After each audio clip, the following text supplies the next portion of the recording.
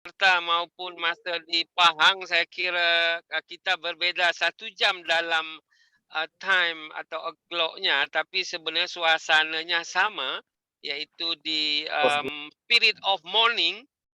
Pagi ini kita akan mendengarkan 2 orang ladies yang sangat famous di Universiti Malaysia Pahang dan Universiti Esa Unggul Jakarta. Saya adalah Associate Professor Tengku Syahrul Reza. I am a founder and CEO ASEAN Lecturer Committee. I'm very glad to collaboration with Ms. Munira from the University Malaysia Pahang. Today we can to celebrate one program of UNESCO connecting of the division of Puan Munira as the director. Therefore, we will to invite her before the sharing session about welcoming speech or opening remark regarding this collaboration, right? Jadi ini sebuah event yang sangat istimewa pada pagi hari ini oleh karena sebuah kolaborasi yang sangat cantik antara Universiti Malaysia Pahang dengan ASEAN Lecturer Communities, and then saya kira juga bersama dengan student dari Indonesia, dari Malaysia, dan tentu saja dengan, kalau di sini panggil ibu, kalau di Malaysia dipanggil Puan Farida dari Faculty of Law University Esa Unggul. University Esa Unggul adalah sebuah private university, the top 4 in Indonesia. Jadi dia famous university. Sebentar lagi Ibu Farida akan berkolaborasi dengan apa yang dinamakan dari US itu sebuah university yang sangat ternama sekali dari US. Mereka akan berkolaborasi dalam program akademik Ibu Farida dari Faculty of Law. Therefore, the itinerary this morning adalah yang pertama saya welcoming speaks, mengalu-alukan selamat datang kepada semua partisipan, terutamanya the best speakers, 2 famous ladies today. And then yang keduanya, kita akan mendengar satu video singkat, pendek, short, 3 minit about what is the ASEAN Lecturer Community. And then the third, kita akan mendengar sambutan, kalau di Indonesia dikata, kalau di Malaysia disebut ucapan awal dari Dr. Munira berkaitan dengan collaboration ini. Selepas itu nanti Farida ataupun Puan Munira, mungkin Ibu Farida awal kot akan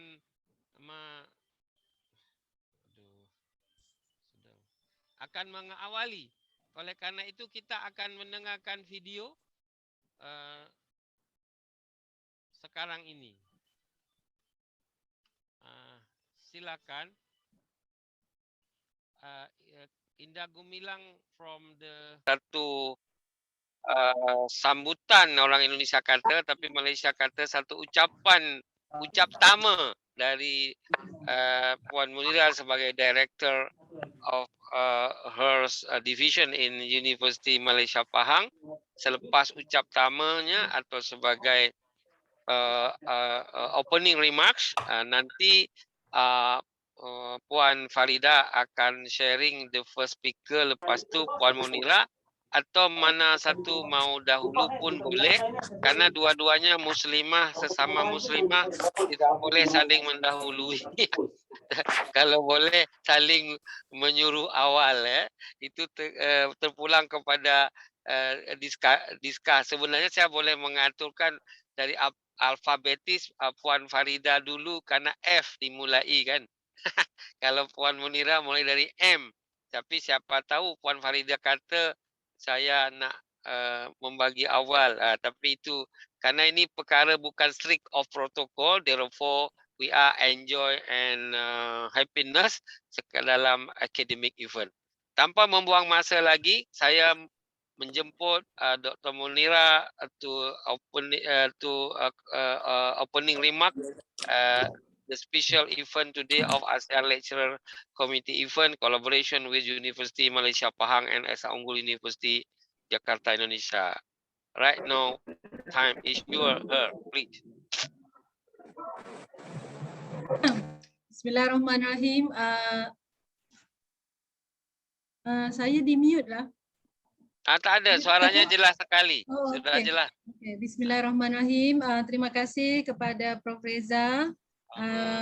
Ada dua baris pantun, dua baris ya. Indah mekar si bunga raya. Salam Cantik. kenal, selamat hari raya. Iya, taqabbalallahu minna wa minkum. Minal aizin wal faizin. Terima kasih. Jadi terima kasih sekali lagi ke atas jemputan Prof. Reza, udah kali kedua ya kita berkolaborasi. Jadi bagi pihak Universiti Malaysia Pahang, alhamdulillah disampaikan salam dan juga terima kasih atas undangan yang sangat bermakna lah kepada Universiti Malaysia Pahang. Dan pada hari ini kita boleh katakan satu lagi sejarah lah kerana seperti yang disebutkan oleh Prof. Reza tadi, bukan saja kali ini kita atas kolaborasi satu mata, tapi ibarat kalau boleh dipakejkan bukan saja makanan, produk ataupun apa-apa yang selalu disebut dalam 3 dalam 1. Jadi kali ini Universiti Malaysia Pahang sangat berbesar hati di mana walaupun Prof. Reza daripada ASEAN Lecturer Community meraihkan kita sebagai host, kita dalam masa yang sama juga menyambutnya dengan salam kolaborasi. Dari perspektif saya sendiri, kapasiti sebagai seorang pensyarah iaitu dosen di Universiti Malaysia Pahang, kerana saya selalu memandang kita baru saja menyambut Hari Guru ya Pak Reza. Jadi kita rasa sangat teruja lah dengan semangat pendidik itu dan kita rasakan atas kapasiti seorang dosen dan pensyarah sebenarnya kita membawa juga topi-topi yang lain di mana dalam masa yang sama saya diamanahkan sementara ini sebagai seorang pengarah di unit perkhidmatan OKU di mana ada warga OKU dan kita ada sedikitlah bingkisan daripada warga OKU. InsyaAllah. Sekejap, ini ada yang belum mute lagi, saya mutekan supaya membantu dia. Silakan. Okey, selain daripada itu saya juga seperti yang Prof. Reza sebutkan tentang ruang kolaborasi yang kedua adalah yang tadilah pertama sebagai dosen itu adalah Global Classroom Initiative daripada UMP, di mana UMP sangat committed lah dengan usaha-usaha seperti ini. Kedua sebagai pengarah di mana kita rangkumkan dalam siri bicara inspirasi OKU Global. Kenapa kita packagekan sekali, sebab kita sangat meraihkan bicara-bicara seperti ini walaupun dalam bentuk syarahan ataupun kita selalu sebut sebagai lecture, dan di peringkat global UMP juga adalah salah satu peneraju yang diberi amanah oleh KPT, di mana semalam adalah dipanggil touch point dia iaitu IOER oleh UNESCO, Inclusive Open Educational Resources. Dalam erti kata lain, senang untuk kita faham ialah kalau Asia selalu mempromosi everyone can fly. Jadi di sini cara fly-nya ialah everyone can learn. Begitu. Jadi insya-Allah telah pun diminta izin dengan sekretariat. Jadi selepas ini kita akan mungkin ada lagi beberapa siri untuk membuat rakaman dan berkongsi betapa inisiatif daripada Universiti Malaysia Pahang dan juga ASEAN Lecturer Community ni adalah satu sinergi yang simbiotik lah, insya-Allah. Jadi begitulah kita kongsikan sedikit, dan seperti yang saya janjikan dengan tidak memanjangkan kalam, sedikit bingkisan daripada unit OKU Universiti Malaysia Pahang atau lebih dikenali sebagai OKUM. Mohon izin ya Prof. Silakan.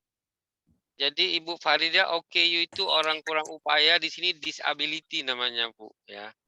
Iya, OKU. betul. Jadi bukan organ kemiring ulu itu Bu ya. Jadi ini disability. Iya, sebentar ya. Sebentar. Ya. Jadi Okey. tadi Bu Farida dengar OKU itu apa? Jadi orang kurang upaya Bu singkatannya atau kepanjangannya atau disabilitas kalau di Inggrisnya. Okay, baik. Saya sedang cuba Tak sebentar. apa-apa sebab di Indonesia pun ada OKU juga tapi itu organ kemiring ulu di Sumatera Selatan letak Oh, kabupaten. begitu. Ya. Boleh saya sudah share screen ke belum? Macam belum tampak lagi. Okey, Okey, sekarang boleh nampak? sekarang Ya? lagi berproses. Okey, tampak semacam dia bawah pena ya, UMP. Oh, betul. Okey, good, very clear. Suaranya sekarang yang macam hilang. Oh, itu videonya belum keluar suaranya. Videonya belum keluar suaranya. Oh, iya ke? Oh, videonya belum keluar? Oh. Suaranya belum, tapi gambarnya sudah. Tapi boleh gambarnya awal sudah? lagi lah. Boleh dimulai start awal lagi, tak apa-apa. Boleh ke dimain semula? Coba. Suaranya tadi belum, tapi videonya sudah. Pelik juga ya. Coba, Kang Indah boleh kasih tahu Puan Munira nggak menghidupkan suaranya di mana satu tekannya? Ataupun saya forwardkan ini kepada Gemilang ke? Prof Gemilang. Bisa. Kang Indah, boleh katanya. Sebentar ya. Mungkin ada teknikal. Tapi kalau Kang Indah mau guide, boleh mana yang dipencetnya biar suara keluar. Tiba-tiba baru dicoba tadi boleh. Mungkin backupnya ya. Saya cuba sekali lagi. Kalau tidak keluar suara, saya beri pada... Apa Kang Indah mau bilang apa? Pencet apa? Di play aja coba. Tadi ada suara. Di play. Oke. Boleh ke? Nah, ada. Udah. Udah dengar? Udah. Ada. Hilang lagi. Hilang semula. Boleh dengar? Udah. Udah okey. Suaranya putus sambung seperti lagu dangdut. Jadi gimana? Mau diberi kepada Prof Gemilang? Coba di play lagi. Coba di play lagi dia kata. Okey. Nah. Awalnya bersuara, lepas tu hilang.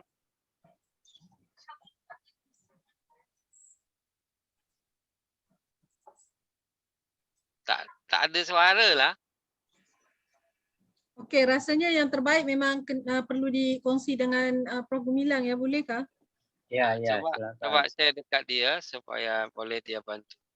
Ya, maaf ya. Teknikal tak apa-apa. Supaya nanti Ibu Farida jangan penasaran. Sebab kalau penasaran nanti ketemu Roma Irama keluar lagu. Ya. Okey, saya sudah forward, mungkin lebih baik dimain dari Prof Gemilang. Saya stop share ya. Yes. Prof Gemilang akan menyiapkan lagu Anyer dan Jakarta dan Penasaran supaya Ibu Farida tak penasaran. Mungkin kawan-kawan dari Malaysia pun dulu pernah dengar lagu Penasaran. Okey, saya sudah stop share. Okey, mungkin Kang Indah boleh bantu share video dari OKU. The Program of University Malaysia. Okay. Assalamualaikum pembuka bicara. Dasar ekosistem mesra OKU, damai akronimnya. Okum Padu, Kelab, Karib dan Fellow, seia sekata, aktivis teknologis, kebanggaan Nusa. Rentas komuniti agenda kami, memasyarakatkan teknologi, kepakaran UNP. Nadi kebaikan merentas generasi, talian hayat generasi berbudi. Menggurau manfaat profesional, itulah dinama. Kita bantu kita slogan ramai. Setiap warga OKU adalah duta, berjasa bermanfaat dunia akhirat. Fellow OKU memang padu membangkit ekosistem usaha OKU. Mufakat bersama penggerak penyatu bukti solidariti polisi OKU.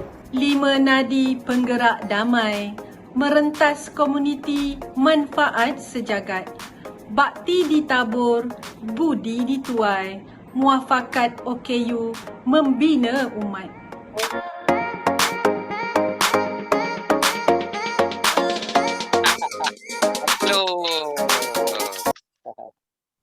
Okey, cantik tu Terima program. kasih. Alhamdulillah. Baik, welcoming opening remark-nya sudah selesai ya? Baik. Itu Kalau saja dari begitu, UMP. Terima kasih.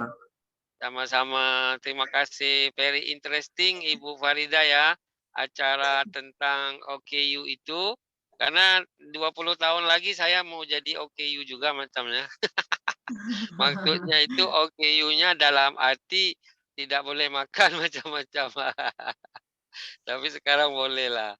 Okey, kita akan masuk kepada the third itinerary rundown, iaitu presentation of sharing session dari Ibu Farida atau Puan Farida, candidate doktor from University Esa Unggul. Silakan Ibu Farida, waktunya 30 menit lebih kurangnya. Nanti akan disambung tanya jawab selepas Puan Munira sharing the second speaker. Okey, sudah jelas sekali sekarang skrinnya. Time is your Miss Farida, please. Baik, terima kasih atas waktu dan kesempatan yang diberikan kepada saya untuk memberikan pengalaman, berbagi pengalaman atas apa yang saya ketahui, walaupun itu sedikit, akan tetapi karena ilmu itu sedikit banyak kita tahu, maka tetap tanggung jawabnya sama, adalah memanfaatkan ilmu tersebut. Terima kasih. Assalamualaikum warahmatullahi wabarakatuh. Selamat siang, salam sejahtera, dan salam sehat untuk kita semua. Pada kesempatan ini saya haturkan terima kasih kepada Prof.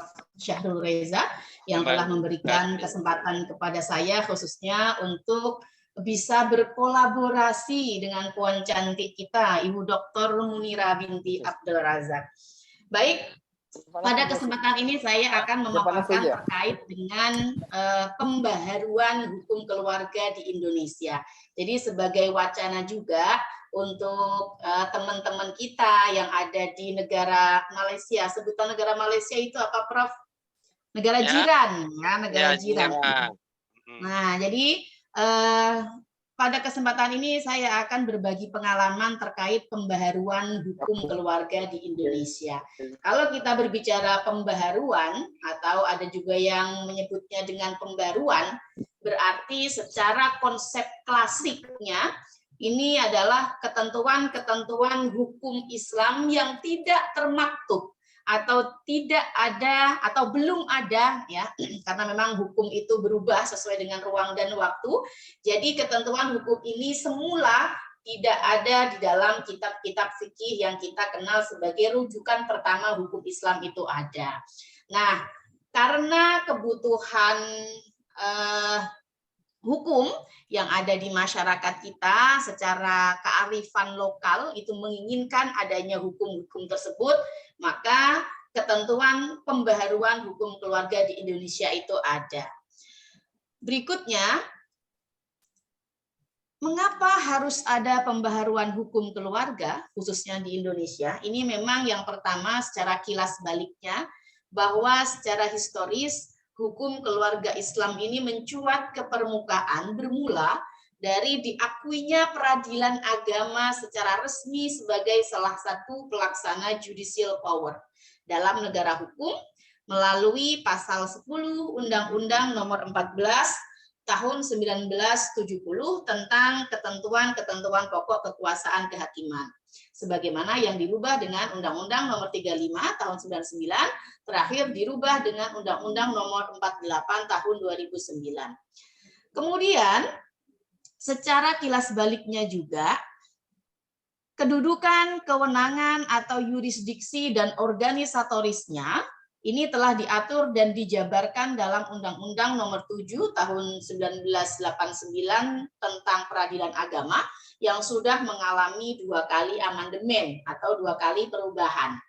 Perubahan yang pertama terjadi pada tahun 2006 yang disahkan dengan Undang-Undang Nomor 3 dan yang berikutnya Undang-Undang Nomor 50 tahun 2009. Perubahan tentang Undang-Undang Peradilan Agama sendiri ini telah memasukkan kompetensi absolutnya pengadilan agama dari yang semula hanya memeriksa, mengadili, dan memutus perkara perkawinan, pewarisan, wasiat, hibah, sedekah. Kemudian mulai tahun 2006 itu sudah memasukkan tentang sengketa ekonomi syariah. Jadi terkait sengketa-sengketa ekonomi syariah dari mulai perbankan syariah, kemudian asuransi syariah, obligasi syariah, pegadaian syariah, dan lain sebagainya yang memang ada hukum muamalah yang ada hubungannya dengan syariah yang terjadi di Indonesia itu dilembagakan penyelesaiannya di pengadilan agama.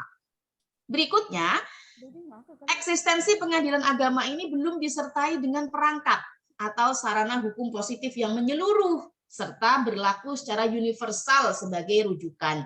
Sehingga disitulah secara historis juga pembaharuan hukum keluarga di Indonesia harus diupayakan.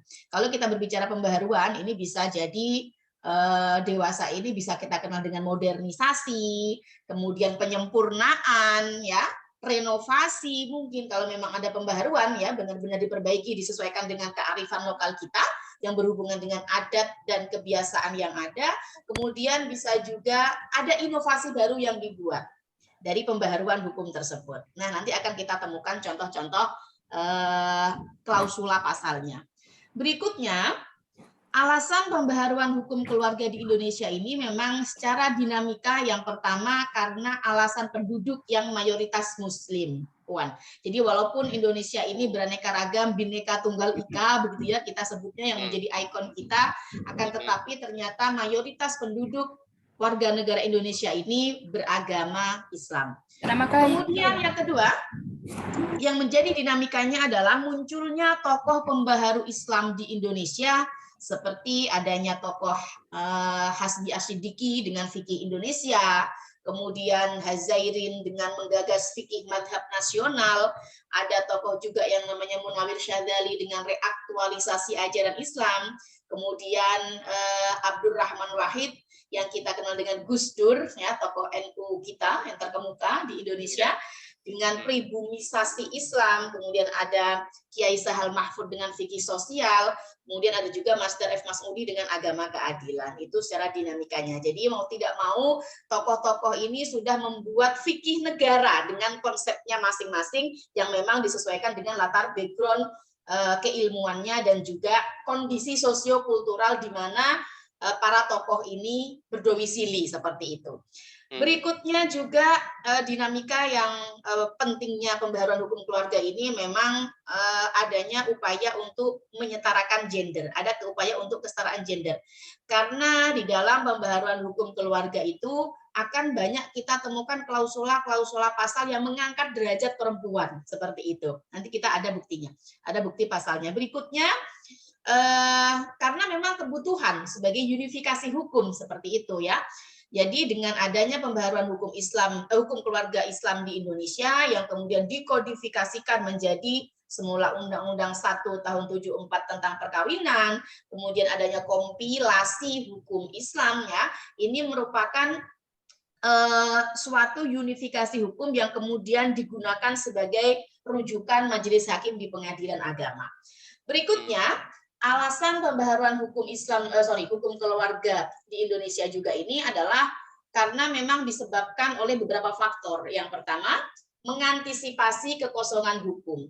Sebelum adanya kodifikasi hukum keluarga di Indonesia, ini majelis hakim di pengadilan agama yang semula 89 ya, dari tahun 89 sampai adanya KHI, karena kan Undang-Undang 1 tahun 74 ini berlaku secara universal untuk seluruh masyarakat Indonesia yang memang mau muslim ataupun non-muslim, seperti itu. Sementara kompilasi hukum Islam yang baru muncul 3 tahun berikutnya ya, dari tahun 89 semenjak adanya pengadilan agama, kemudian tahun 91 baru diinstruksikan melalui Inpres, ditetapkan melalui Inpres, instruksi presiden, ini lahirlah kompilasi hukum Islam untuk mengantisipasi kekosongan hukum. Jadi sebelum adanya kompilasi hukum Islam di Indonesia, ini majelis hakim pada saat melakukan ijtihad di pengadilan agama, mereka itu masing-masing mengambil cara ijtihadnya sendiri dengan menggunakan atau merujuk kepada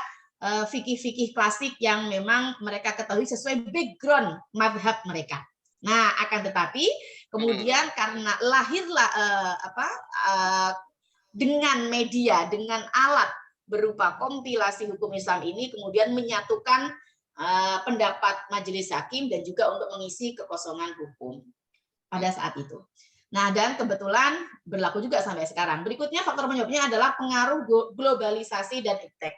Karena memang tadi sempat saya singgung bahwa hukum itu tidak boleh berlaku surut dan kemudian hukum itu harus bersifat fleksibel. Selain itu juga hukum itu harus menyesuaikan ruang dan waktu sehingga adanya kompilasi pendapat-pendapat mazhab klasik yang tertuang dalam kitab fikihnya masing-masing para musannif tersebut ya, itu kan dengan backgroundnya masing-masing. Oh, mazhab Imam Syafi'i menggunakan fikihnya sendiri. Kemudian Imam Hanafi menggunakan fikihnya sendiri. Kemudian Imam Hambali dan seterusnya. Nah, akan tetapi ya tidak semua apa yang tertuang di dalam fikih-fikih klasik itu sesuai dengan kondisi perkembangan dan kemudian temuan-temuan peristiwa hukum yang terjadi. Sehingga pembaharuan itu harus dilakukan. Berikutnya, yang ke-C adalah pengaruh reformasi di berbagai bidang. Jadi tidak menutup kemungkinan bahwa hukum ini juga mengalami perkembangan, mengalami perubahan yang cukup pesat sehingga reformasi di dalam bidang hukum juga perlu diterapkan. Selanjutnya adalah pengaruh perkembangan hasil pemikiran mujtahid. Pasti dinamika ini juga, faktor penyebab ini juga menjadi salah satu pemicu terhadap pembaharuan hukum keluarga di Indonesia. Salah satu temuan penelitian yang saat ini sedang saya lakukan tapi belum tuntas itu juga terkait dengan tingkat pendidikan majelis hakim itu juga akan mempengaruhi bagaimana hasil ijtihad majelis hakim itu sendiri. Jadi misalkan majelis hakim pengadilan agama yang memang sudah usianya sudah lansia gitu ya, sudah usia sepuh gitu ya, yang memang backgroundnya misalkan mohon maaf background pendidikannya itu sampai pada tataran S1 gitu ya, maka ini hasil pemikirannya akan sangat berbeda dengan hakim-hakim baru ya yang dihasilkan, yang dirintis dengan backgroundnya yang misalkan sudah S2 atau sudah S3 misalkan. Nah, ini juga akan sangat mempengaruhi hasil pemikiran mujtahid seperti itu. Nah, berikutnya analisis pembaharuan hukum keluarga di Indonesia dalam kompilasi hukum Islam. Karena memang kompilasi hukum Islam ini merupakan hukum positif pertama yang memang dikhususkan untuk masyarakat muslim di Indonesia yang berhubungan dengan hukum perkawinan, kewarisan, dan juga wakaf. Nah, jadi ada 3 bidang dalam kompilasi hukum Islam itu. Ya, yang pertama adalah bidang perkawinan. Nah, poin-poin pembaharuannya adalah yang pertama terkait dengan pencatatan perkawinan, kemudian adanya taklik talak. Yang ketiga, menikahkan wanita hamil karena zina. Kemudian yang ke-D, persetujuan untuk dilangsungkannya perkawinan. E, batas usia minimal dalam perkawinan. Kemudian harta bersama dalam perkawinan. Dan yang terakhir di bidang perkawinan adalah adanya talak dan li'an. Nanti akan saya jelaskan satu-satu terkait point of view ini. Berikutnya di bidang kewarisan ditemukan pembaharuan juga yang dahulunya belum dijelaskan di dalam fikih-fikih klasik ya.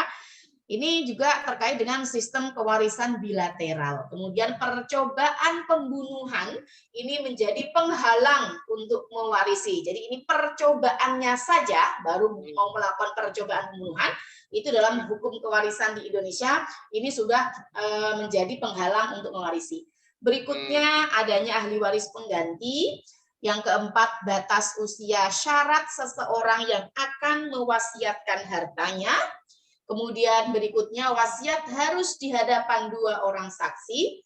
Penghalang penerima wasiat tidak boleh kepada pelayan perawatan termasuk di dalamnya ini nanti ada klausula notaris misalkan ya di Indonesia itu sebagai pejabat yang akan melegalkan terhadap surat-surat yang dibuat di hadapannya, itu juga mereka tidak berhak untuk mendapatkan warisan. Berikutnya, warisan. Berikutnya yang H adalah wasiat wajibah. Nah, terakhir di bidang perwakafan ini juga ada pembaharuan, ada penambahan klausula pasal yang ditetapkan sesuai dengan kearifan lokal Indonesia, ya, kondisi sosiokultural Indonesia. Yang pertama adalah adanya ikrar wakaf di depan pejabat pembuat akta ikrar wakaf. Saya sira dengan PPAIW, ya. Kemudian penerima wakaf ini harus WNI. Jadi kalau misalkan Qadarullah Puan Munira ini domisili masih di Malaysia, kemudian ID-nya masih Malaysia, maka menurut ketentuan hukum keluarga di Indonesia tidak berhak untuk untuk menerima wakaf dari keluarga yang ada di Indonesia atau dari pihak-pihak yang ada di Indonesia, seperti itu.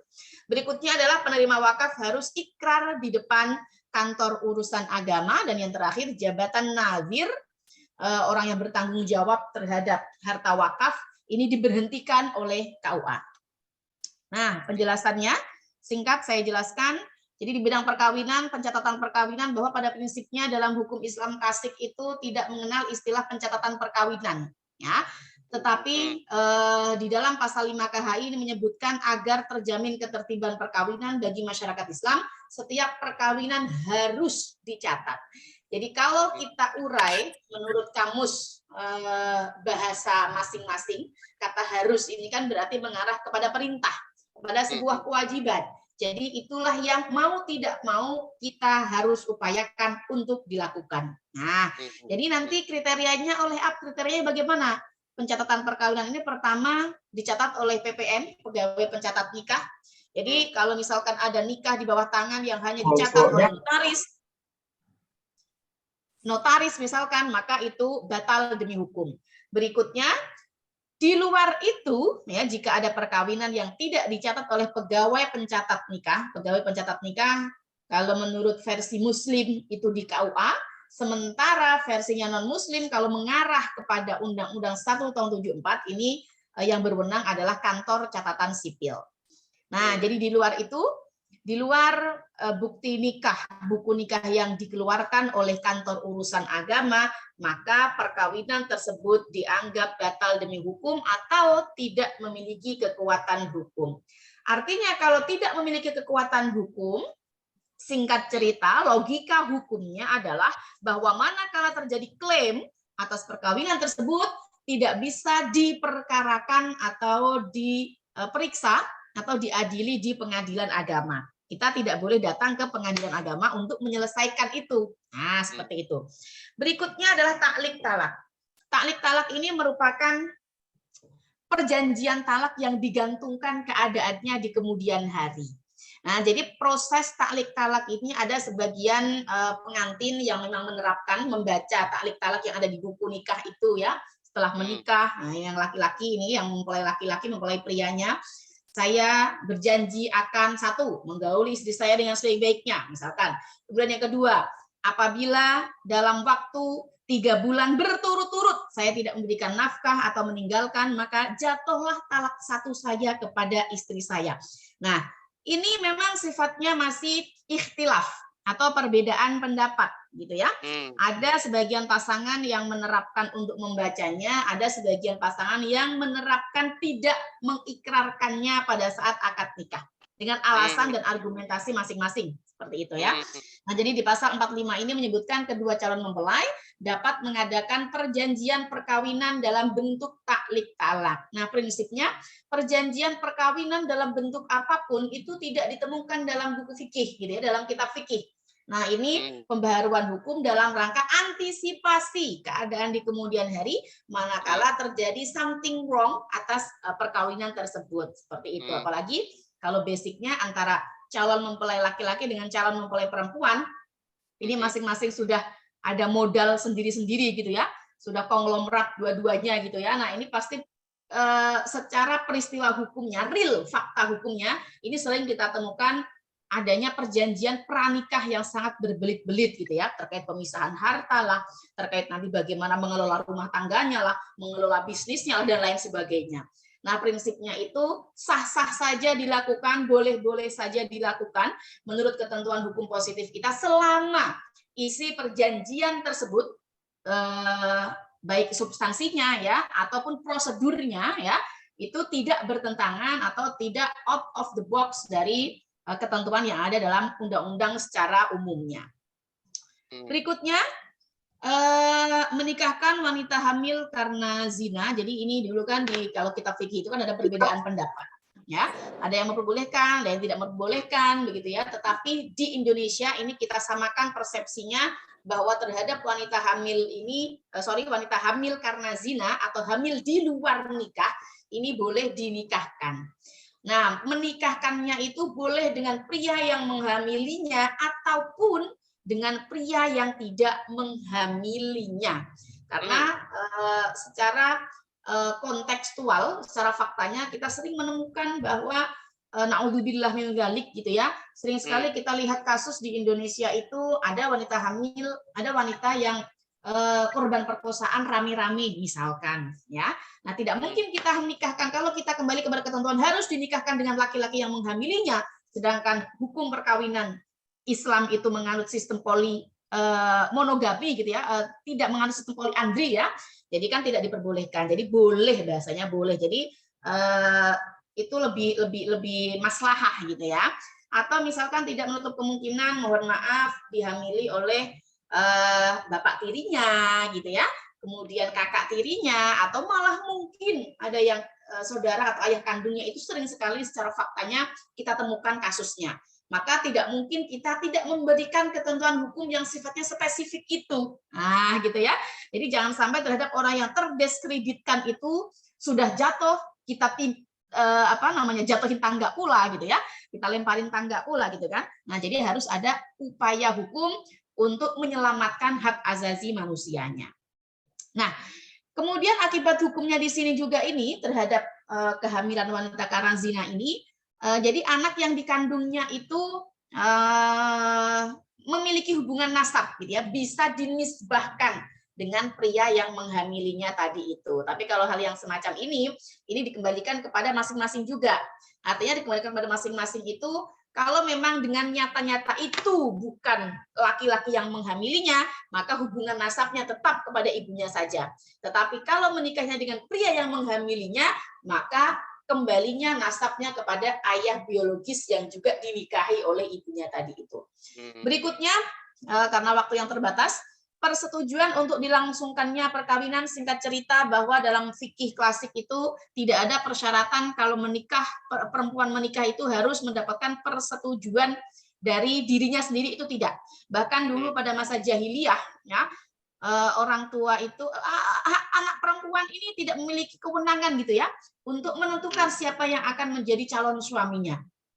Nah, dengan adanya pembaharuan hukum ini, justru sebaliknya persetujuan dari calon mempelai perempuan ini menjadi salah satu tujuan dari undang-undang perkawinan.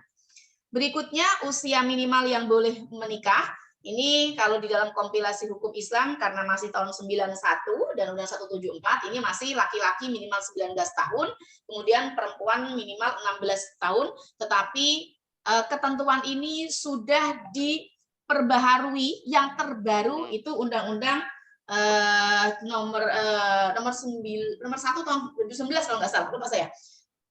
Di tahun 2019 ini sudah disamakan, jadi perempuan dan laki-laki sama-sama minimal 19 tahun ya. Sudah di judicial review pasal tersebut. Karena ini memang literaturnya yang ada di KHI masih menyebutkan minimal 16 perempuan, 19 laki-laki, saya cantumkan seperti itu, tetapi yang terbaru berdasarkan Undang-Undang nomor tahun 2019 tentang perkawinan itu sudah direvisi menjadi minimal sama-sama 19 tahun. Nah, kalau kita flashback, justru batasan usia perkawinan itu tidak ada dalam Islam. Nah, bahkan kalau kita mengacu kembali kepada sunnah Rasul, pada saat Nabi Muhammad menikahi Sayyidatina Aisyah, gitu ya, Aisyah itu belum cukup umur untuk tataran sekarang, gitu ya. Ada yang bilang 9 tahun, gitu ya.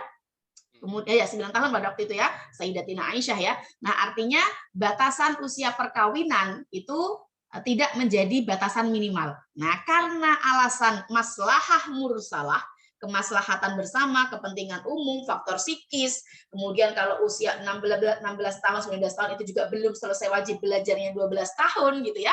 Sehingga pembaharuan ini dilakukan dengan alasan kearifan lokal tersebut, kondisi sosiokultural tersebut. Nah, berikutnya harta bersama dalam perkawinan, begitupun di dalam konsep fikih klasik, ya, tidak ada pemisahan harta sebenarnya. Jadi harta bawaan, harta bersama ini juga menjadi harta perkawinan, begitu ya. Akan tetapi di Indonesia ini mengacu pada hukum adat yang berlaku, ini ada pengakuan terhadap harta bawaan, harta bersama, ya, dan lain sebagainya. Jadi artinya terhadap harta bersama yang dihasilkan setelah perkawinan, kalau itu sebelumnya sudah masing-masing pihak sudah memiliki harta bawaan, maka jika terjadi klaim atas perkawinannya, entah bercerai misalkan, atau entah salah satunya meninggal dunia, maka harta bawaannya ini dipisah dulu, bukan menjadi harta waris berikutnya. Nah, begitu prinsipnya. Nah, terakhir di bidang perkawinan adalah adanya talak dan li'an. Jadi pembaharuan juga dapat dilihat dalam ketentuan mengenai talak dan li'an yang dapat diakui jika dinyatakan di depan sidang pengadilan agama. Nah, jadi kalau misalkan hanya sebatas berantem di dalam keluarga gitu ya, sampai mungkin keluar kata-kata yang tidak senonoh atau sampai pada bahasa batasan KDRT ya dan lain sebagainya, jika masalah tersebut tidak dibawa ke pengadilan dan diputus perkawinannya, maka perkawinan tersebut dianggap baik-baik saja, dianggap sah, dianggap legal menurut undang-undang. Nah, begitu ya. Nah, sebagai konsekuensinya, talak ini jatuh ya terhitung sejak dinyatakan di depan sidang pengadilan agama. Kalau hanya sebatas, wahai istriku, ku talak engkau, misalkan, wahai suamiku, ku ingin berpisah denganmu. Nah, itu batal demi hukum gitu ya, tidak ada artinya apa-apa, tidak ada akibat hukumnya apa-apa.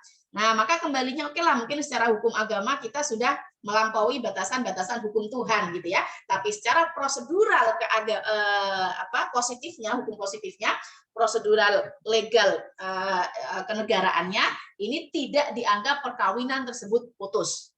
Nah, walaupun sudah pisah ranjang, pisah rumah gitu ya, dan lain sebagainya, tetapi selama belum ada akta cerai dari pengadilan agama, tidak dianggap sebagai perkawinan yang putus atau divorce. Nah, oke, berikutnya masih ada berapa menit lagi, Prof? Sudah terlanjur ngomong, nanti lupa lagi. Baik, saya lanjut dulu ya, Prof ya, bidang kewarisan. Jadi sistem kewarisan bilateral. Kalau ya dalam boleh KHI, dilanjut 7 menit lagi, saya lagi. Oke, baik. Saya optimalkan waktunya. Jadi dalam KHI, kalau fikih klasik, sistem kewarisannya itu kan lebih mengarah ke patrilineal ya. Jadi golongan laki-laki ini lebih banyak menerima dan lebih banyak golongannya. Sementara kalau di KHI ini sudah menerapkan bilateral, dua-duanya, golongan laki-laki, golongan perempuan ini dapat. Ada kategori dalam KHI, apabila semua ahli waris ada, maka yang berhak mendapat warisan ini hanya anak, ayah, ibu, janda, atau dudanya. Anak ini tidak terbatas laki-laki atau perempuan. Nah, jadi semuanya, baik laki-laki atau perempuan ini dapat semuanya.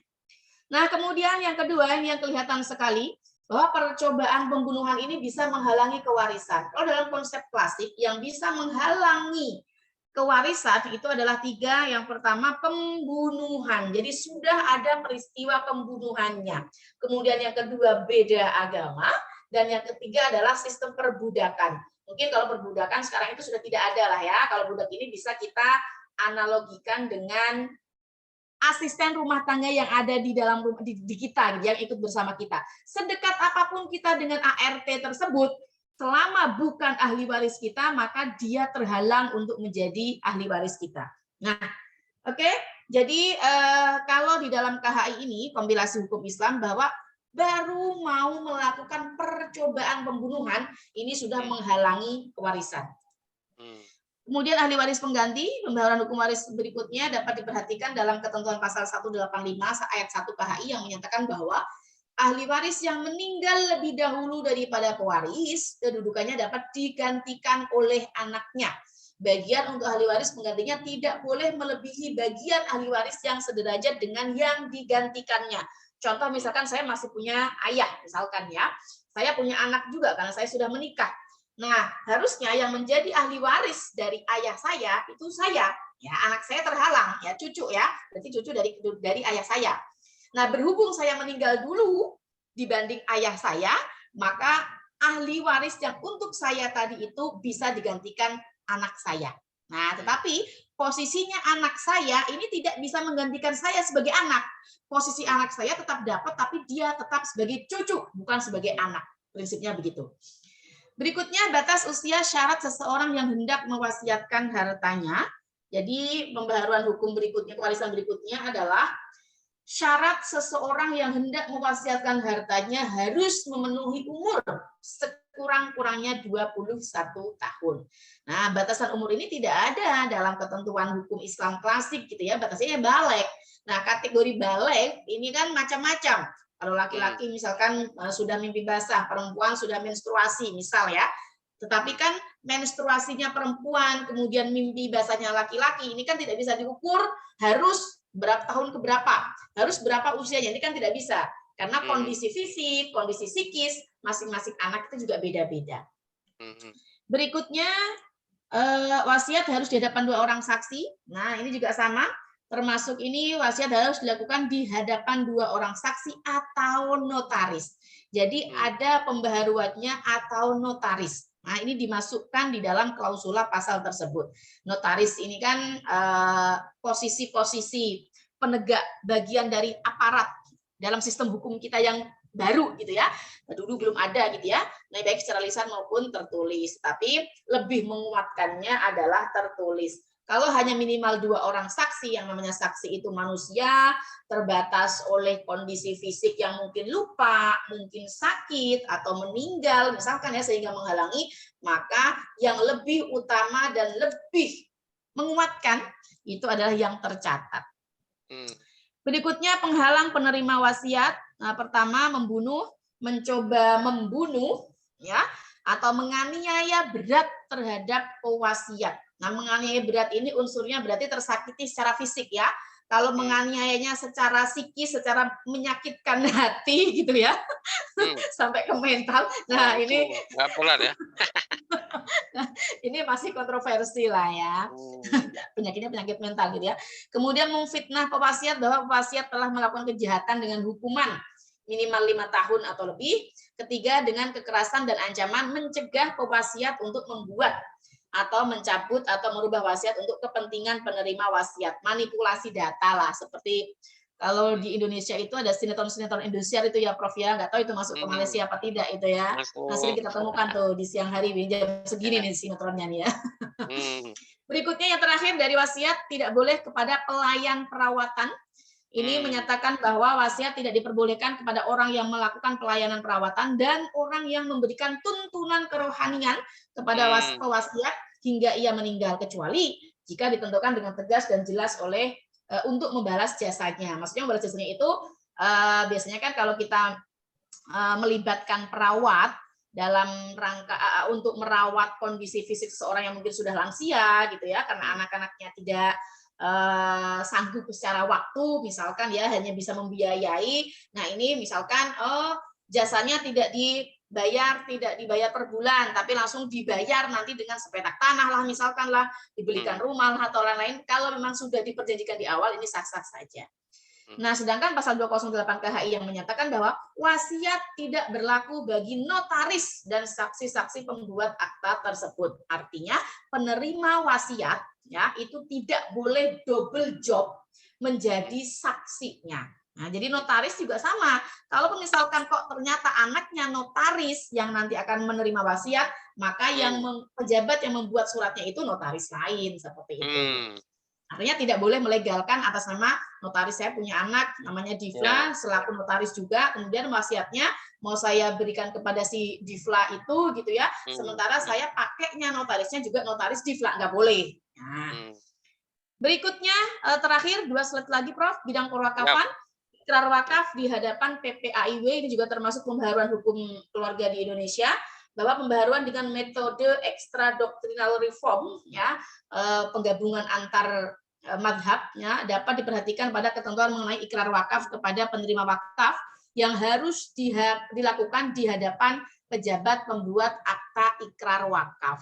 Jadi harus ada yang menyaksikan, ya. Pihak yang berwenang adalah pejabat PPAIW. Nah, pejabat ini sudah ditunjuk oleh undang-undang, minimal dia mendapatkan surat tugas, ya, atau disahkan melalui SK ketua KUA. Nah, itu. Jadi selain itu tidak dianggap legal, atau kalaupun misalkan tidak dianggap legal, ini terlalu jauh pernyataan saya, minimal harta wakafnya itu kurang memiliki kekuatan hukum. Nah, lemah gitu kekuatan hukumnya. Berikutnya penerima wakaf dari WNI, ya. Jadi pembaharuan model di atas selanjutnya dapat diperhatikan pada ketentuan pasal 219 ayat 1 KHI yang menyatakan bahwa penerima wakaf harus WNI, Muslim, dan bertempat tinggal di kecamatan tempat benda yang diwakafkan. Kalau misalkan saya saat ini domisilinya di Kebonjeruk, misalkan, maka saya akan mewakafkan sebidang tanah saya di Kebonjeruk, yang ada di Kebonjeruk untuk kepentingan masjid, maka yang akan menerima itu adalah orang yang memang domisilinya di Kebonjeruk, yang akan mengelolanya. Tidak boleh jauh, jangankan jauh, ya, lepas luar dari wilayah itu tidak boleh. Terakhir, penerima wakaf harus bersumpah di hadapan kepala KUA. Jadi penerima wakaf harus bersumpah di hadapan kepala kantor urusan agama dengan dihadiri oleh 2 orang saksi. Dan yang terakhir, jabatan nadhir ini diberhentikan juga oleh kepala KUA. Jadi pasal 221 KHI yang menyatakan bahwa jabatan nadhir diberhentikan oleh kepala KUA karena mati. Kemudian atas permohonan sendiri boleh gitu ya, awalnya pengelolanya kita, tapi berhubung misalkan contoh case-nya ternyata harta tanah wakaf ini banyak masalah gitu ya, tidak kuat untuk melangsungkan pengurusannya, boleh memberhentikan diri, ya. Tidak dapat melakukan kewajibannya sebagai nazir karena memang dia sudah tidak kuasa, sakit-sakitan misalkan, ya, dan melakukan kejahatan sehingga dipidana. Nah, pada saat kewajiban sebagai nazir ini tidak bisa ditunaikan, prinsipnya itu bisa dialihkan langsung kepada KUA, ya, kepala KUA, atau bisa diwariskan kepada ahli warisnya, tetapi dengan sepengetahuan dan persetujuan KUA.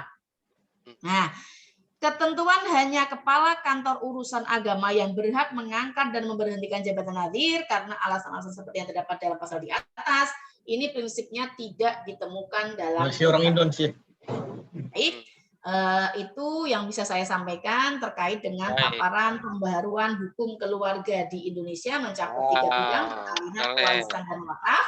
Terima kasih, semoga bermanfaat. Silakan share pertanyaan jika ada yang ditanyakan. Terima kasih. Oke, terima kasih Puan Farida. Is very interesting sharing presentation. Saya pun sudah penasaran dari tadi, banyak yang menarik. Nanti Kang Indah mungkin akan menayangkan lagu penasaran juga barangkali selepas ini.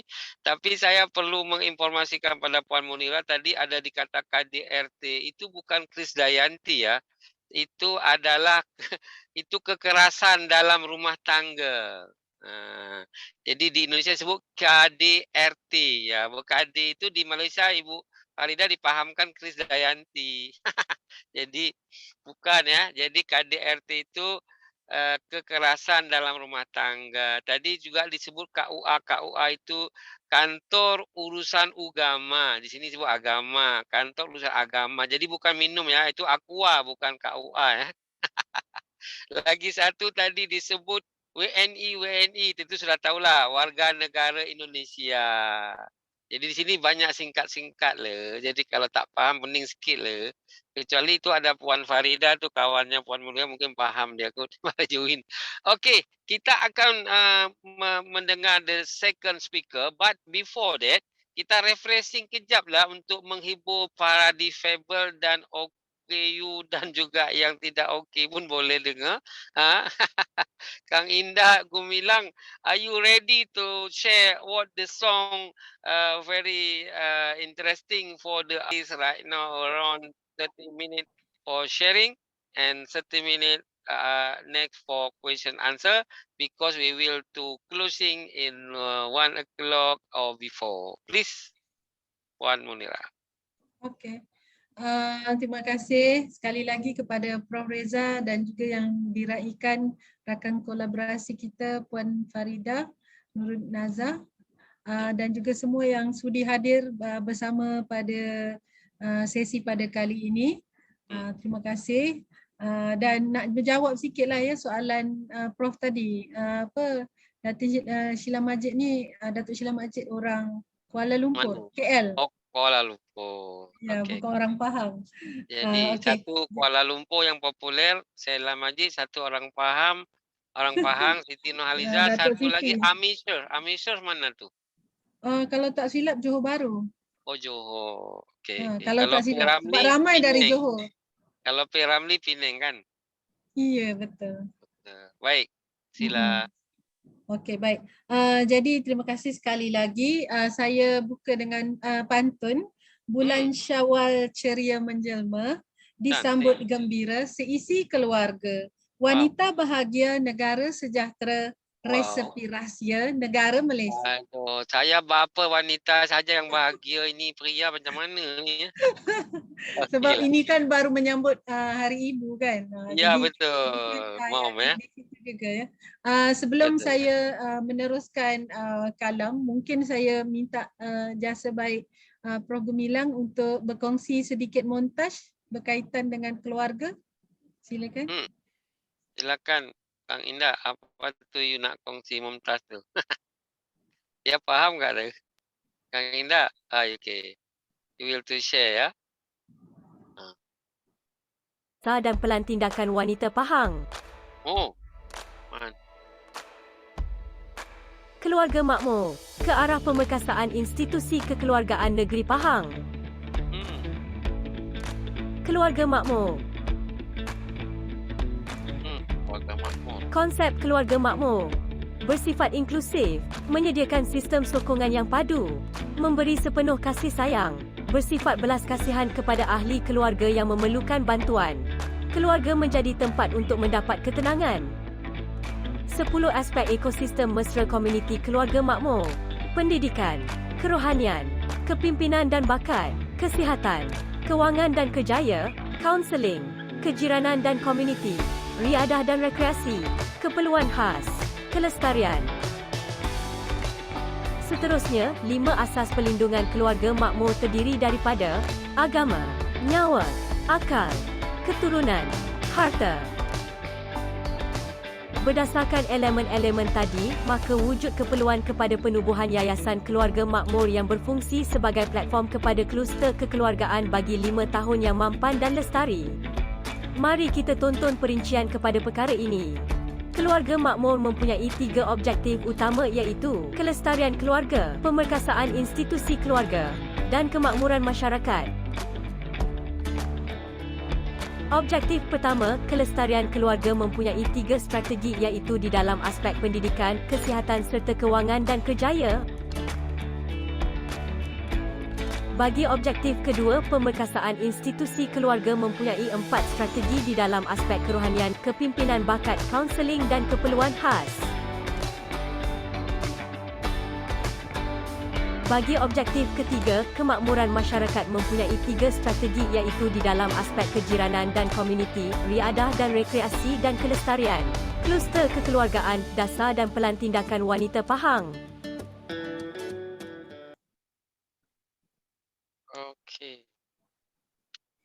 Okey. Bagus sangat ni. Saya nak cari kasih sayang ni ke Pahang tak lama lagi lah. Terima kasih. Ya. Okey. Okey, baik. Jadi begitulah sedikit bingkisan daripada tajuk yang kita akan kongsikan. Saya mohon izin juga untuk share slide berkaitan. Okey. Okey, boleh nampak ke? Boleh. Sekarang sudah. Strategies for happy woman. For happy family. Jadi kalau dimohon izin ya, saya sebenarnya asalnya menyediakan dui bahasa lah slide-nya kerana meraihkan mood antarabangsa. Tapi Yes. memandangkan kita ini serumpun dari Nusantara, jadi mohon izin untuk saya sebenarnya berkongsi boleh dikatakan sepenuhnya lah dalam bahasa yang difahami oleh serumpun negara ni kan. Okey, jadi secara ringkas selarilah dengan tajuk yang kita sepakati berkaitan dengan happy woman for happy family and community. Jadi bila kita bercerita tentang ataupun berkongsi tentang idea ini, sebenarnya kita akan terfikir boleh ke? Kan, boleh ke ataupun sejauh mana pentingnya wanita yang bahagia untuk memberikan negara yang sejahtera.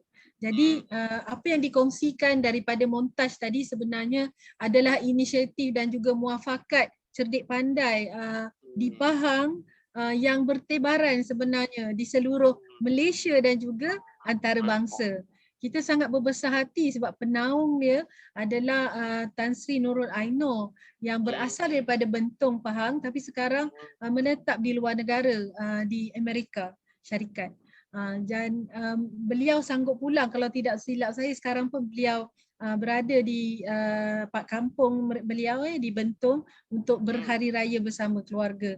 Jadi atas inspirasi ini, kenapa saya kongsikan, saya sendiri adalah salah seorang jawatankuasa kluster kekeluargaan dan juga setiausaha yang kami sama-sama menjana idea bagaimana agaknya untuk semua pengetahuan semua, Pahang ni Pahang Darul Makmur. Jadi mungkin itu kenapa dijenamakan keluarga makmur. Dan rasanya tema hari ini Happy Woman sangat selarilah dengan aspirasi yang ada. Kerana kita boleh faham bahagia ini bukan saja dia bersifat material kan. Dia sesuatu yang sangat subjektif dan komprehensif. Dan jawapan umum kepada strategies on happy woman and happy family for happy family and community is an ecosystem. Maknanya kita perlu satu dukungan yang komprehensif. Dukungan yang bersifat satu sistem yang simbiotik macam mana yang kita ada dalam keluarga dosen ASEAN ni, di mana kita sebenarnya tidak bergerak secara silo kan, istilah zaman sekarang, tapi kita sangat memerlukan antara satu sama lain dengan tindakan yang bukan sahaja organik tapi dinamik insya-Allah. Jadi dikongsikan objektif ataupun mungkin apa yang boleh dicapai dalam 30 minit yang terhad ini, tambah pula waktu tengah hari. Jadi hidangannya adalah santapan minda. Jadi dikongsikan objektifnya, diharapkan selepas ini kita akan sama-sama mampu mencerna apakah yang dimaksudkan dengan konsep kepimpinan inklusif. Dan dalam masa yang sama, kita cuba menganalisa beberapa isu yang telah pun diutarakan dalam montaj tadi yang menyumbang kepada kesejahteraan keluarga dan kemakmuran masyarakat. Dan kita cuba gambarkan apakah gerak kerja ataupun cadangan-cadangan yang strategi yang komprehensif untuk membawa kepada keluarga dan juga masyarakat yang sejahtera, insya-Allah.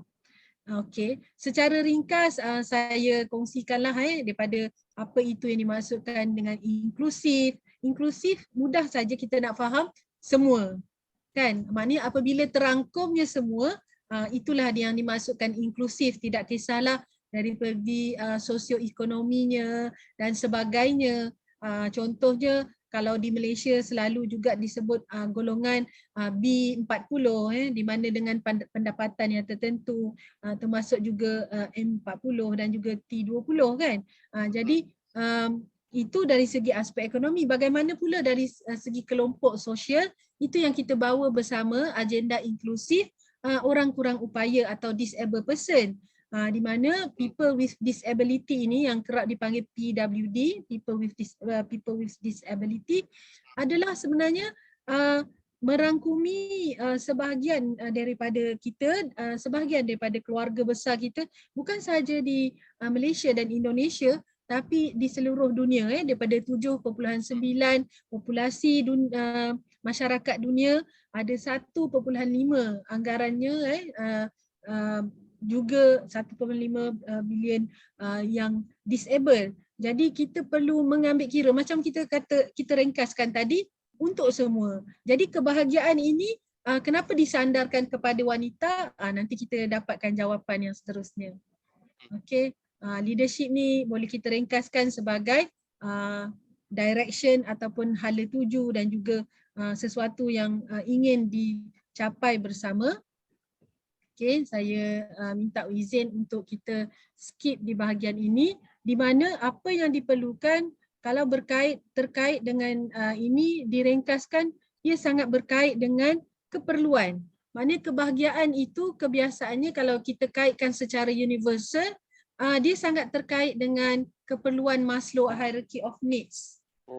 Di mana keperluan secara paling asas adalah physiological, kemudian adalah dari segi keselamatan, seterusnya love and belonging, kemudian adalah self-esteem, di mana kita mendapatkan keyakinan diri, kan, yakin diri dan sebagainya, termasuklah pencapaian, dan juga self-actualization, di mana dia telah merupakan yang tertinggi dalam pencapaian seseorang ataupun kehendak manusia. Jadi penzahiran kepada potensi ini sebenarnya atau selalu disebut sebagai bakat, sebenarnya adalah satu aset yang paling berharga, di mana kita sandarkan kata kebahagiaan tu pada wanita tu untuk berfokus kepada konsep ummah,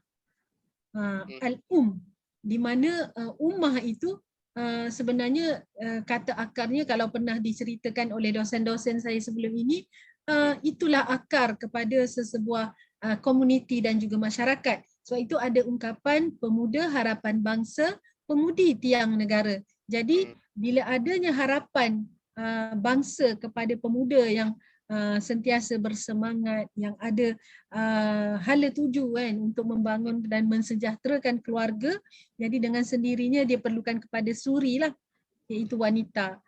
Jadi apa yang membahagiakan apabila tangga-tangga peringkat dalam hierarki ini cuba dipenuhi sebaiknya dan sangat harmoni. Macam kita tengok dalam montaj tadi, apa yang cuba dikongsikan adalah dari segi inisiatif dan juga strategis. Contohnya kita lihat kalau nak dirujuk kepada sesuatu yang bersifat global, kita boleh lihat hampir rangkuman 17 inisiatif dan strategi ini sangat kena dengan pembangunan secara holistik. Contohnya macam Prof ada sebutkan, kalau perempuan saja kan, wanita saja, jadi di mana pria dan lelakinya kan. Sebenarnya bila kata inklusif tu termasuk ya Prof, sekali dia satu package. Cuma mungkin kali ini fokusnya kepada wanita ya Puan Farida, sebab diberikan temanya begitu. Jadi bila disebutkan sebentar.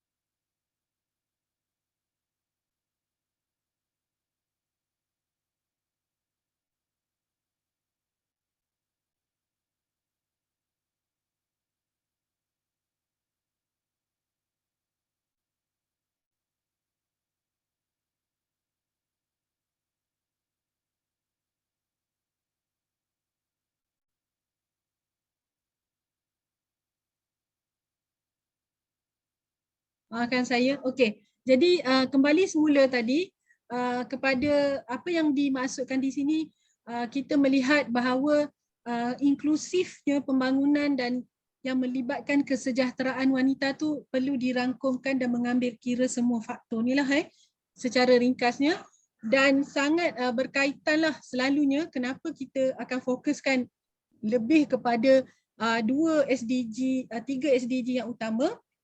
Dan kalau kita lihat di sini mungkin kita boleh kata ada tambah satu lagi, iaitu SDG 3, 4, 5 dan 11.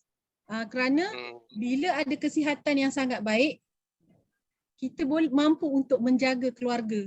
Kita mampu untuk menyumbang kepada negara dan lebih penting adalah dari segi kelestarian kesemua yang ada dalam tanggungjawab. Dan kalau dilihat kepada quality education ataupun pendidikan yang berkualiti, seperti yang kita tahu, tiada senjata yang paling ampuh selain daripada pendidikan, sama ada untuk meningkatkan martabat mana-mana insan mahupun sesuatu bangsa. Pendidikan yang akan mampu mengeluarkan daripada SDG yang lain, contohnya poverty, hunger dan sebagainya, kan. Jadi pendidikan sebenarnya adalah kunci kepada semua pencapaian SDG yang lain, dan sudah tentulah hari ini kita bercakap tentang wanita, jadi gender equality juga menjadi satu agenda yang sangat penting, kerana kesaksamaan gender, kalau boleh kita lihatlah dari perspektif yang lebih munasabah. Kenapa disebut munasabah? Kerana kesaksamaan bukan bermakna sama rata dan perlu untuk semua perkara. Rupa-rupanya ada hikmah di sebaliknya, contoh disesuaikan dengan biologi dan juga keutamaan dan kedudukan wanita itu sendiri. Itu juga adalah satu kemuliaan yang sangat indah lah yang Islam syarak dah aturkan, yang kita pun dah dengar dengan sangat cantik kupasannya oleh Puan Farida kita tadi. Okay, jadi secara ringkas inilah yang kita sangat pentingkan. Yang ke-11 adalah berkaitan dengan sustainable cities and communities. Di sini yang kita nak kaitkan bagaimana secara langsung kegembiraan ataupun kebahagiaan wanita itu secara tidak langsung akan mampu membina kepada negara yang makmur dan masyarakat yang sejahtera. Contohnya, saya sangat macam Prof. Reza ada sebutkan tadi kan, sangat menggamit apa yang dikongsikan oleh Puan Farida kita, sebab bersama saya pada hari ini ada dua, selain daripada kita buka kepada publik ataupun umum, kita sangat berbesar hati membawa dua kelompok pelajar yang berkaitan, iaitu pelajar yang sedang mengambil kursus penghayatan etika dan peradaban dan mereka terdedah kepada amalan-amalan moral dan etika bukan saja di Malaysia tapi di luar negara. Jadi sekarang kita melihat dari segi serumpun bagaimana dia punya amalan. Dan berkaitan dengan ini juga kita boleh lihat satu lagi perspektif, iaitu dari segi kepimpinan, disebutkan inclusive leadership. Jadi kita selalu sebut dan mungkin bayangkan bila kata inclusive leadership ini hanya melibatkan perempuan mesti mencapai target 30% contohnya kan, kedudukan dalam mana-mana organisasi dan juga kepimpinan negara. Tapi lebih daripada itu, inklusif ini bermaksud dari segi prasarana, dari segi kesediaan ekosistem itu juga perlu inklusif. Misalnya kan di tempat kerja, kalaulah diraikan tenaga kerja daripada wanita, seharusnya juga disediakan ekosistem yang sesuai. Ada nursery ataupun taska pusat jagaan anak kanak-kanak yang sesuai, tempat penyusuan yang sesuai, begitu kan. Jadi itu yang kita lihat sebagai satu ekosistem. Okey.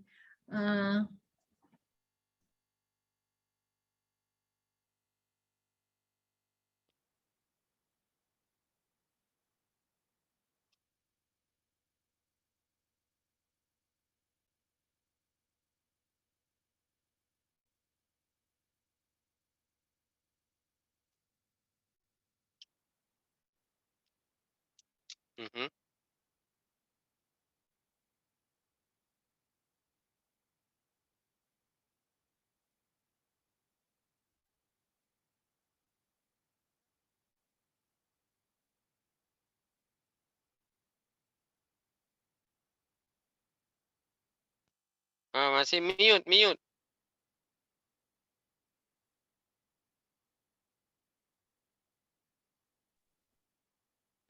Suaranya tak dengar. Okey, dah boleh dengar ke?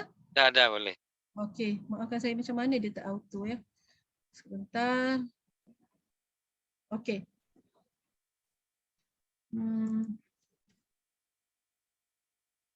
Saya tak pasti.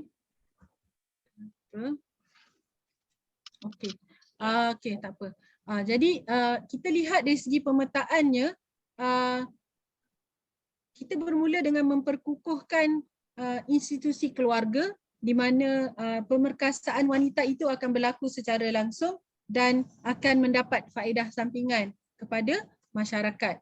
Okey, kita bermula dengan pemerkasaan wanita tadi, kita rujuk kepada dokumen-dokumen yang disebutkan dan ada kumpulan sasaran dengan kategori yang dah pun dinyatakan tadi. Semua bersifat inklusif. Itu yang dikaitkan dengan kepimpinan sebab kepimpinan dia adalah tentang solusi ataupun penyelesaian kepada isu-isu yang berlaku dalam masyarakat. Jadi kita perlukan satu kepimpinan yang jitu, yang mantap, yang bukan saja mampu menyelesaikan masalah pada masa kini tapi pada masa akan datang. Jadi itu yang kita cubalah. Tinggal 7 minit. Ya, masanya masih 7 minit. 7 minit? Okey, baik-baik. Jadi di situ kita lihat bahawa pemerkasaan wanita seterusnya membawa kepada pemerkasaan institusi kekeluargaan dan masyarakat. Jadi secara ringkasnya apa yang telah pun dikongsikan tadi sebenarnya sangat selarilah dengan asas perlindungan yang bersifat maqasid syariah sebenarnya. Jadi kita boleh kata apa yang ada nilai universal yang ada dalam SDG adalah sesuatu yang senada dengan apa yang dibawa oleh maqasid syariah di mana Prof Reza kita dan juga Puan Farida sangat arif lah daripada latar belakang yang mereka berkaitan dengan syariah. Jadi agama, nyawa, akal, keturunan dan harta ini yang diberi susunan oleh Al-Syatibi di mana agama menjadi kepala kepada semua jaminan perlindungan, bukan saja kepada wanita, bukan saja kepada orang kurang upaya tapi kepada semua, termasuklah kepada ar-rijal qawwamun 'alan nisa. Okey. Jadi secara dalam bentuk rumahnya kita boleh lihat ekosistem ini menjadi payung kepada semua sasaran maqasid syariah tadi. Okey, ini semua telah pun dinikan dalam ni. Ini adalah presiden kelab kita yang diwawancara di stesen televisyen di Malaysia dalam Didik TV yang ditemani oleh ibu beliau. Beliau sekarang adalah presiden kelab OKU Cik Siti Hawa yang cemerlang dalam setiap peringkat pengajian dan sedang dalam proses PhD. Okey, memandangkan masa pun dah agak mencemburui, jadi saya rasa sudah tiba masanya untuk mungkin saya berkongsilah kepada rumusan kepada perbincangan kita pada hari ini dan juga kesimpulannya.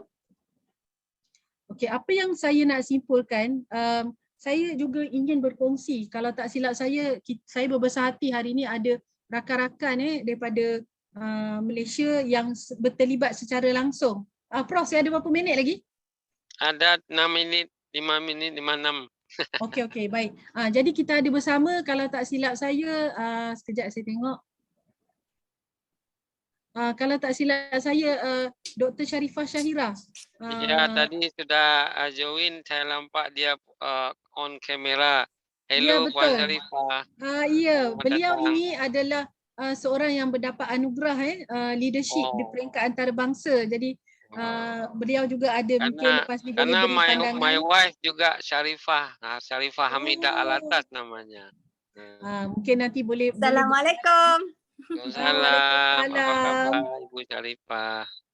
Ya, jadi mungkin sebelum kita pergi pada ataupun saya beri dahulu kesimpulan, nanti kita boleh minta pandangan jugalah daripada Dr. Sharifah Shahira kerana beliau adalah seorang yang sangat terkenal di Malaysia, selalu memberi ulasan tentang pilihan raya, kepimpinan. Jadi dah alang-alang kita ada seorang ikon yang hebat ni, kita raikan dan Puan Sharifah share email di chat box supaya Ibu Farida boleh perkenalan juga.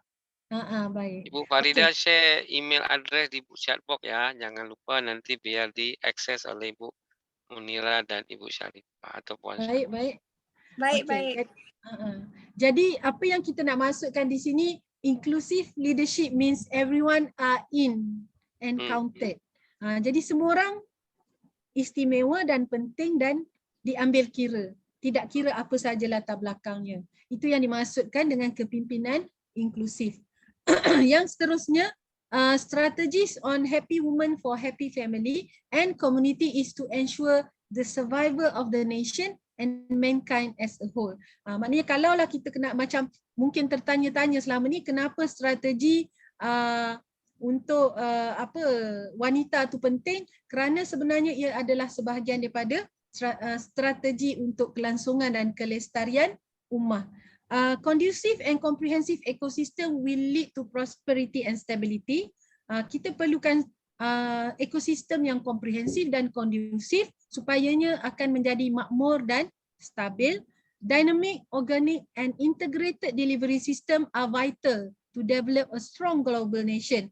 Jadi kalau kita mempunyai satu aspirasi Nusantara dan juga global, kita perlu melihat kepada bagaimana akar ekosistem itu dinamik, organik dan perlu sampai kepada orang yang kita ingin berikan perkhidmatan. Dan akhir sekali, the root of ummah is the mother, which is woman, and happy woman, happy nation. Seperti mana apa yang selari dengan firman Allah SWT tentang ummah, kita berkisah tentang ayat Quran, auzubillahi minasyaitonirrajim, kullu yang berbunyi auzubillahi minasyaitonirrajim, bentar, kuntum khairu ummah ukhrijat linnas ta'muruna bil ma'ruf wa tanhauna 'anil munkar wa tu'minuna billah. Ya. Jadi saya gemetar juga, takut nanti ada silapnya. Betul itu. Sadaqallahul azim. You are the best ummah, raised up for people, you enjoy good and forbid people evil and believe in Allah. Jadi kita ini adalah ummah yang terbaik. Jadi komuniti atau komunitas yang dimaksudkan bukan terhad kepada di Malaysia, Indonesia, tapi salam komuniti ummah ini seperti yang selalu disebarkan rahmahnya oleh Prof Reza kita adalah kepada ASEAN dan juga Nusantara dan global lah secara keseluruhannya. Wallahu a'lam. Senyuman manis penuh santun, dipohon maaf dan juga ampun. Wabillahi taufiq wal hidayah. Wassalamualaikum warahmatullahi wabarakatuh. Macamnya Puan Farida kena siapkan balas pantun nanti ya. Sekarang kita dengar Puan Sharifah lebih dahulu nak bagi testimoni atau apa, sharing dalam 2, 3, 4 minit. Persilakan Puan Sharifah. Ada ke kedengaran suaranya? Ini surprise ni. Surprise. Kawan saya Dr. Munira memang suka buat surprise. Ya. Hopefully pleasant surprise. Assalamualaikum, nama saya Sharifah Syahira daripada College University Politek Mara, Kuala Lumpur. Biasanya kalau ada Syarifahnya ada farmnya, Al-Habsyi ke, Al-Atas ke? Al-Aidid. Oh, Aidid, okay. Aidid. Because my wife Al-Atas, Sharifah Hamidah Al-Atas. Saya Al-Aidid tapi lebih kurang tu, dekat-dekat lah keluarga tu. Yes. Okay. Kalau kita tengok dari segi apa yang kita cakap tentang bahagia ataupun happy women, kerana telah banyak bukti ya, fakta-fakta daripada sejarah, daripada fakta-fakta yang terkini, banyak pembuktian yang telah dibuat, masih ada diskriminasi, masih ada satu perkara-perkara yang dibuat dari segi psikologi, dari segi perbuatan yang banyak menekan wanita. Ya. Dan jangan salah faham, yang menekan wanita bukanlah lelaki sahaja, tetapi juga ada wanita yang mendukung, yang merasakan tradisi yang menekan wanita tu tak apa. Ya, so sebab itulah perlunya ada perubahan. Dan lagi satu, bila kita cakap tentang kesaksamaan gender, selalu orang macam ada salah faham sebab orang kata oh kena sama, semua kena sama. Tak boleh layan wanita sama macam layan lelaki. Tak boleh lah esok tu kena pergi kerja. Ya, itu adalah diskriminasi namanya, kerana wanita boleh melahirkan anak, lelaki tak boleh melahirkan anak. So sebab itulah perlu diberi ruang untuk rehat selepas lahirkan anak. Dan lelaki juga perlu juga diberi keutamaan diberi peluang untuk menjadi bapa yang sempurna. Jadi sebab itulah kalau di Malaysia kita sedang fight juga untuk lebih banyak hari cuti untuk kaum bapa selepas ibunya melahirkan anak. So saya tak salah saya dah dapat 3 hingga ke 7 hari. Ya. So kalau kita hendak wanita bahagia, ianya juga sebenarnya apabila wanita bahagia, kita juga melihat tradisi dan juga amalan-amalan yang bukan sahaja mendiskriminasi atau menekan wanita, tetapi juga menidakkan peranan lelaki untuk menyempurnakan. Contohnya tadi Dr. Munirah sebut ya tentang nursery ya. Bila ada nursery, ianya memanglah wanita bahagia. Begitu jugalah kaum bapa juga bahagia kerana mereka dapat menyempurnakan tanggungjawab mereka sebagai bapa. Apabila wanita bahagia, polisi-polisi kita lebih kepada yang friendly towards family friendly policy. Ianya akan membuatkan bukan sahaja wanita, malah kaum lelaki itu juga generasi pemimpin akan datang, iaitu anak-anak ya bahagia bersama. Sebab dia memang ada spillover effect yang begitu kuat dan kukuh. Kalau kita tengok negara-negara yang mundur ya, yang dalam apa tu, yang dalam indeks happiness index ataupun indeks kemunduran ya. Kalau kita tengok negara-negara yang Human Development Index, HDI. Okay. Right. Baik. Mendokong diskriminasi wanita. Ya. Baik. So kita tak naklah itu berlaku. Itu saja. Terima kasih. Terima kasih kembali. Very interesting. Kita akan jemput khas nanti Puan Sharifah. Tuan bagi masa ya pada next month ya. Bagus sekali, nanti Puan Munirah bagi pada saya akses number supaya boleh dijemput khas. Okey. Kita ada masa kita ada masa 15 ke 20 minit sahaja lagi. Saya akan membacakan pertanyaan yang direct to my email kepada Ibu Farida dulu. Ibu Farida Ayubopia. Ini dari Shalin. Dia tanya, tadi Ibu menyampaikan pembaharuan hukum keluarga di Indonesia. Bolehkah disampaikan apa sebenarnya yang paling berbeza sebelum pembaharuan dilakukan? Untuk kita tahu perbandingan yang sangat signifikannya. Jadi tentu saja kalau ada pembaharuan sebelumnya ada yang lama, apa yang dibaharukan yang lama itu dia belum tahu yang lamanya apa, sehingga bisa dibandingkan dengan yang dibaharui maksudnya. Di Indonesia, nomor 2 ya, nomor terakhir saja, 2 saya ambil pertanyaannya. Di Indonesia mayoritas beragama Islam. Apa yang berlaku apabila terjadi perkawinan berbeza agama? Bagaimana ketentuan untuk status anak dan warisan mereka? Itu dia tanya. Kemudian untuk Dr. Munirah dari Maya, dia tanya gini, tadi sangat interesting tentang visi kemakmuran wanita di Pahang. Sebenarnya apa sahaja keberpihakan government untuk mengapresiasi peran wanita dalam pembangunan di negeri Pahang? Apa tu?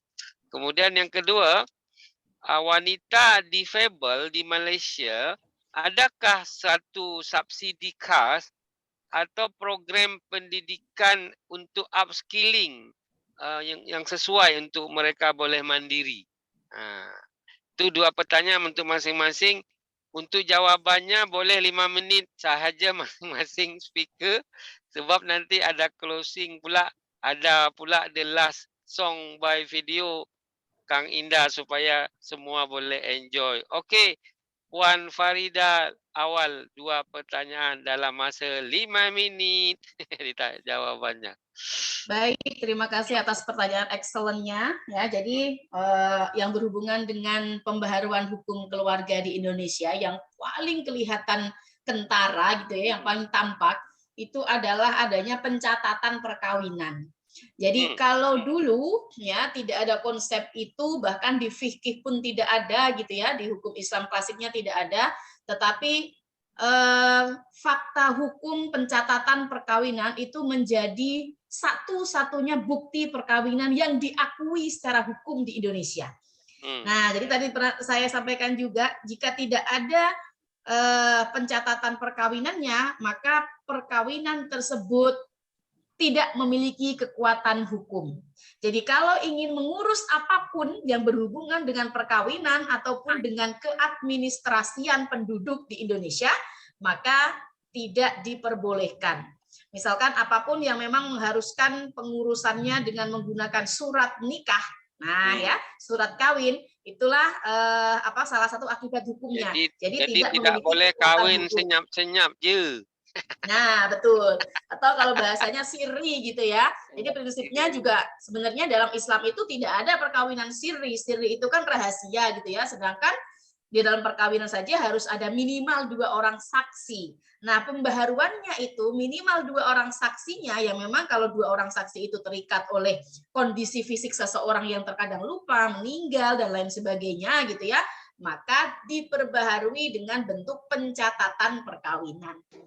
Begitu. Kemudian jawaban yang terkait dengan pertanyaan kedua, fenomena perkawinan beda agama, memang ini menjadi masalah yang masif ya, tidak bisa dihindari. Kemudian tetapi kalau sudah terjadi ini mereka semua itu menginginkan adanya perlindungan hukum.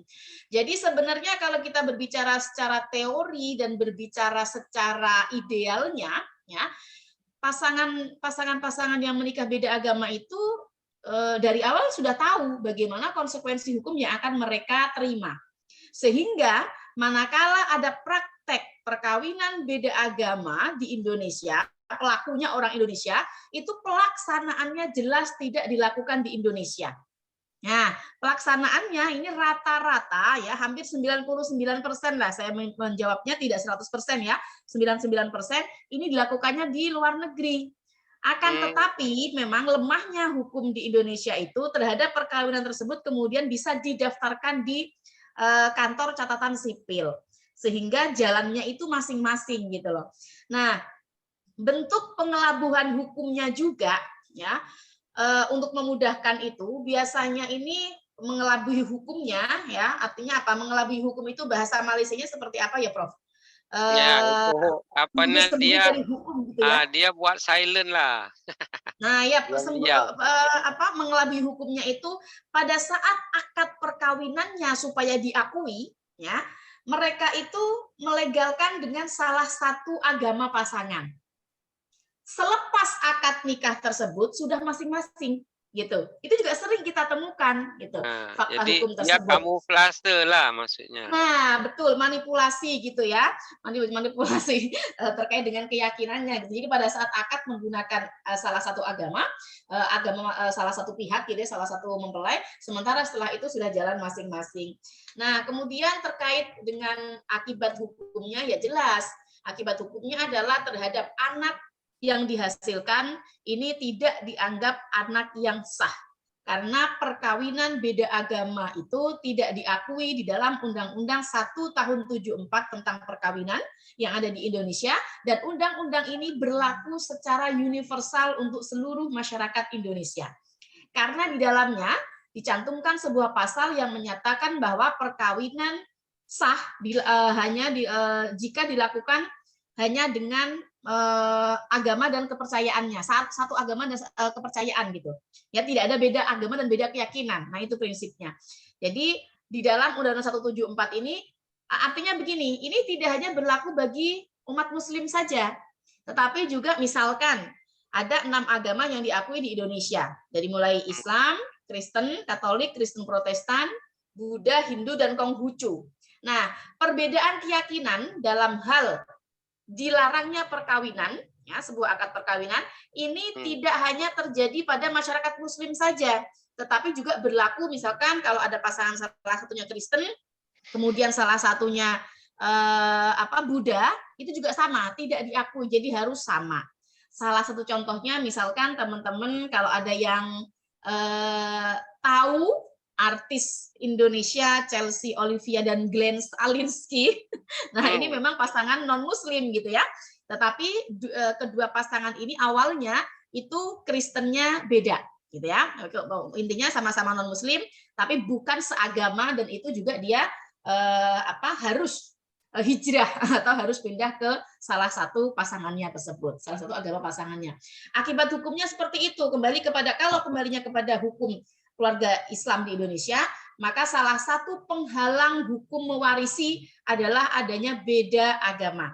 Jadi jika ada perbedaan agama antara orang tua dengan anaknya, maka antar keduanya itu tidak boleh saling mewarisi. Nah, seperti itu ya. Begitupun jika anaknya meninggal, orang tuanya tidak bisa mewarisi, orang tuanya pun yang tidak seagama dengan anaknya juga tidak boleh mewarisi. Itu akibat hukumnya. Seperti itu. Begitupun dalam hukum perkawinan. Jika misalkan beda agama, anaknya kebetulan kok perempuan, misalkan ya, yang beda agama orang tuanya, bapaknya misalkan bukan Islam gitu ya, maka terhadap anak perempuan tersebut si ayahnya tidak berhak atau tidak berwenang untuk menjadi wali nikahnya. Demikian Prof yang bisa saya sampaikan. Baik, terima kasih. Very clear. Untuk itu saya menjemput jawaban 5 minit dari Puan Munira untuk dua pertanyaan yang tadi sudah dibacakan. Okay, baik. Jadi terima kasih juga tadi baru je Dr. Sharifah menyumbangkan pandangan. Okey, jadi berbalik kepada dua pertanyaan tadi, terima kasih banyak atas pertanyaan. Okey, bercakap tentang, saya rumuskan sebagai dua ya. Pertama penghargaan, kedua adalah inisiatif. Seperti yang kita semua sedia maklum, dari segi penghargaan, yang paling utama di peringkat negeri Pahang, termasuklah di peringkat negara Malaysia juga, ada sambutan Hari Wanita pada 8 Mac pada setiap tahun.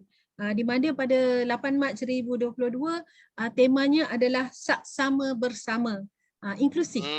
Okey, jadi itu kenapa antara justifikasi kita membawa, dan di peringkat negeri Pahang kita juga selarilah dengan aspirasi daripada peringkat persekutuan, di mana saya jawab ni sekaligus di mana penghargaan ini dibuat bukan sekadar menobatkan tokoh-tokoh, tapi disekalikan dengan inisiatif macam disebutkan tadi, upskilling, di mana baru-baru ini selari dengan keluarga Malaysia dilancarkan juga pada 17 Mac kalau tak silap saya, 6 inisiatif memperkasakan wanita. Jadi dia selari dengan sambutan pada 8 Mac tu. Jadi diwar-warkan ni pada 8 Mac tu dah diumumkan, di mana ada 6 inisiatif. Pertama, penubuhan Majlis Wanita Negara. Jadi di peringkat Pahang tadi diangkat pula inisiatifnya, selain daripada yang ada ialah penubuhan Majlis Wanita Negara. Kedua, pewujudan rang undang-undang anti gangguan seksual. Ketiga, pemantapan institusi hakam di bawah Mahkamah Syariah. Keempat, memperkasakan akta pembiayaan keuangan melalui Jabatan Kehakiman Syariah Malaysia. Memberi kebenaran bekerja dari rumah dalam tempoh bersesuaian bagi yang kematian suami, ada urusan keluarga, anak dan sebagainya, dan sambutan Hari Wanita seperti yang kita sebutkan tadilah di setiap tahun di peringkat persekutuan maupun negeri. Bercakap tentang spesifik upskilling tadi, kita boleh berbalik tentang insentif pendidikan tadilah. Memang ada di Malaysia anugerah khas yang berkaitan, contoh L'Oreal sendiri ada menobatkan saintis dan juga yang boleh dikatakan bukan saja saintis tapi dalam bidang teknologi dan kejuruteraan. Jadi upskilling yang dilakukan di sini dia berlaku di setiap peringkat. Kalau Kementerian Pembangunan Wanita, kita ada spesifik ataupun kementerian yang khusus tersendiri. Ya, Kementerian Pembangunan Wanita dan Keluarga serta Masyarakat. Selarilah dengan tajuk hari ini di bawah Datuk Seri Rina Harun. Jadi itulah mungkin menjawab persoalan daripada yang bertanya. Terima kasih. Baik, yang jelas di balik kehebatan seorang pria ada seorang wanita yang hebat pula. Tak ada seorang suami yang bahagia apabila tidak ada woman atau wife yang bahagia. Happy woman. Okay, very interesting sharing.